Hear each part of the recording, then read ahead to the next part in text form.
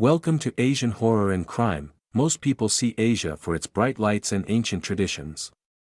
But if you look closer, in the places most people avoid, there are stories. Stories of things that shouldn't exist, and people who've done things you won't believe. Tonight, we're going to the dark side of the continent, so, dim the lights, check under your bed, and maybe don't look out your window. Because tonight, we're diving deep into the grim tapestry of Asian horror and crime. Stay scared, folks. If you go to Jakarta, Indonesia, today, specifically to the northern coast, you will find a place called Ancol. It is a massive, glittering entertainment district. It has theme parks, luxury hotels, beaches, and a bustling nightlife. It is the place where families go to laugh and where couples go to watch the sunset, but if you were to peel back the layers of concrete, neon lights, and asphalt, if you were to travel back in time about 200 years, you wouldn't see a theme park. You would see a hellscape. You would see a thick, impenetrable mangrove forest. A swamp that smelled of sulfur, salt, and decay. A place infested with malaria-carrying mosquitoes, wild monkeys, and crocodiles. It was a place where the Dutch colonial government dumped the bodies of executed criminals. It was a graveyard without tombstones, and it is in this exact location that one of the most terrifying, heartbreaking, and enduring legends in Asian history was born. A legend about a young woman who was running for her life, and a wealthy psychopath who wouldn't take no for an answer. Today, we are talking about the Sweetheart of Ancol Bridge, or C. Manis Jembatan Ancol. But we aren't just talking about the ghost sightings that terrify taxi drivers today. We are talking about the very real, very bloody true story behind the spirit.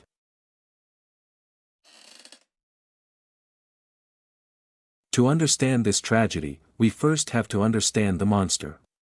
And unlike many ghost stories where the monster is a demon, in this story, the monster was a man of flesh and blood. His name was Oei Tambasia.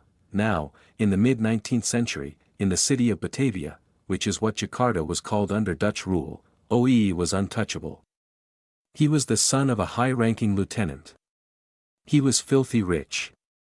Imagine the wildest, rich kid stories you hear today, multiply that by 100, and remove all legal consequences. That was Oei. Oei wasn't just wealthy, he was a narcissist of the highest order.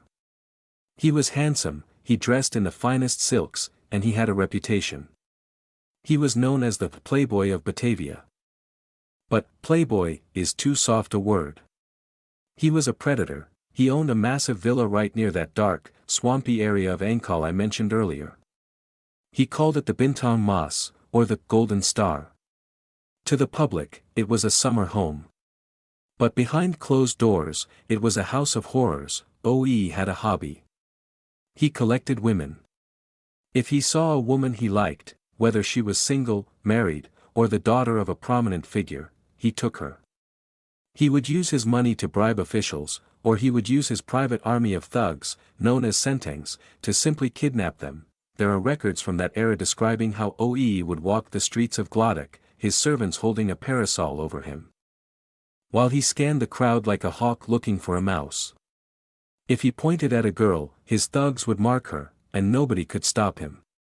The Dutch government often turned a blind eye because of his father's influence and his massive tax contributions. He felt like a god, but, as it often happens with men like Oei, he eventually saw something he couldn't have. And that obsession would lead to blood.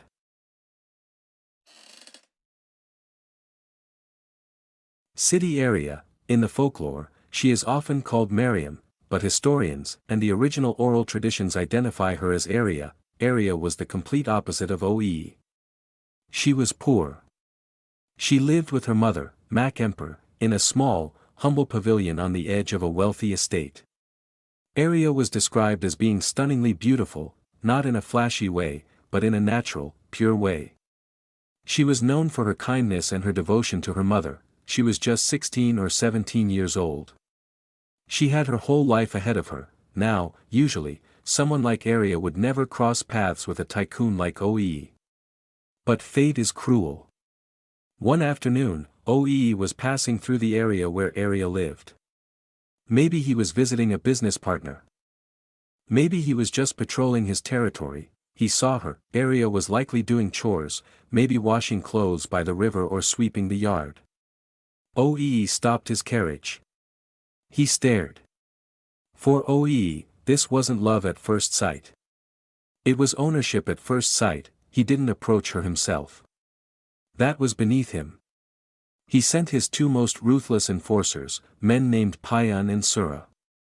These guys were huge, scarred, and completely loyal to OEE's money. They approached Area's mother first. They didn't ask, they demanded. They told the mother that OEE Tamba Sia wanted Area to be his concubine, his mistress. They offered money, lots of it, but here is where the story takes a turn. Usually, people bowed down to OEE out of fear. But Area? She said no. Her mother said no. Area was a woman of principle.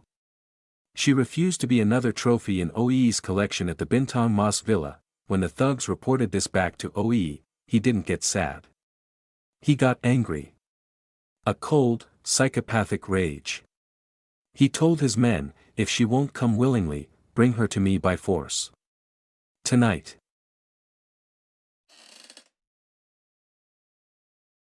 Night falls over Batavia. The air is thick and humid. Area knows they are coming. She knows that if she stays in her house, she's doomed, so, she makes a heartbreaking decision. She has to run. She leaves her mother behind, promising to return when it's safe, and she slips out into the darkness. Her plan is to reach a relative's house in a different part of the city. But to get there, she has to pass through the northern area. She has to pass through Ancol. Remember the description of Ancol? The swamps. The isolation. Area is running barefoot. The ground is wet and slick with mud. Every shadow looks like a man, every snapping twig sounds like a footstep. She is terrified, unbeknownst to her. OEE's thugs, Payan and Sura, are already on the hunt. These men are expert trackers. They find her trail. Imagine being Area. You are alone in a place known for dumping dead bodies.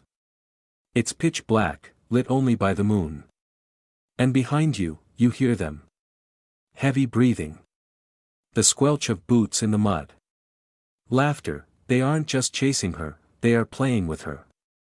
They know she has nowhere to go. She runs until her lungs burn. She tears her kabaya, her dress, on the thorns of the mangrove trees. She is exhausted, dehydrated, and hysterical. Eventually, she reaches a clearing. In front of her is the Ancol Bridge. In the 19th century, this wasn't a concrete highway. It was a wooden drawbridge. Creaky and ominous, spanning over the brackish, dirty water of the canal, she steps onto the bridge. She's halfway across when she freezes. Blocking the other end of the bridge are the thugs. They circled around. She turns back. More men are coming from behind. She is trapped.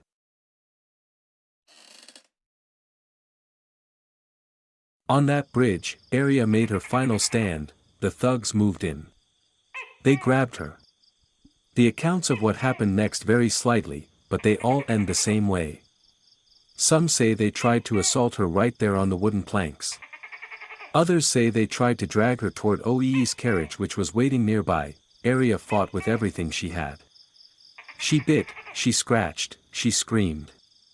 Her scream was so loud it reportedly echoed through the silence of the swamp, but there was no one around to help.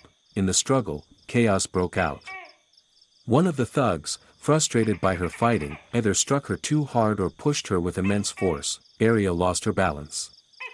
She went over the railing. She fell into the dark, murky water of the Ancol River. Now, you might think, she can swim, right? But the mud in that river is like quicksand. And her heavy traditional clothes weighed her down. The thugs looked over the edge.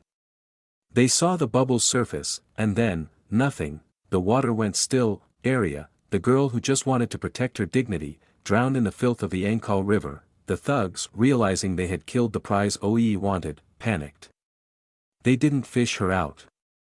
They didn't call for help. They left her there, rotting in the water, and fled into the night.